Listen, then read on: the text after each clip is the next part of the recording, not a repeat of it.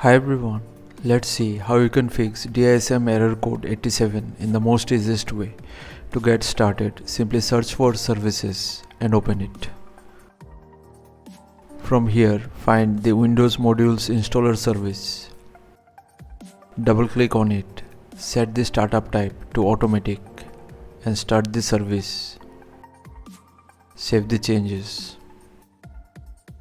Now close the services window. Search for command prompt, right click over it and run it as administrator. Now type in the command exactly you see in the screen. The process may feel stuck or pause at times, but don't worry, that's normal. Just simply wait for the process to finish. Like in my case, it took exactly 33 minutes to complete the entire process.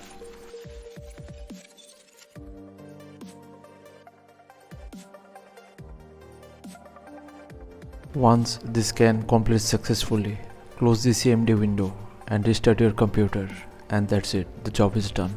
So thanks for watching. Please feel free to subscribe if this helped and stay tuned for more Windows tips, tricks and tutorials. Thank you.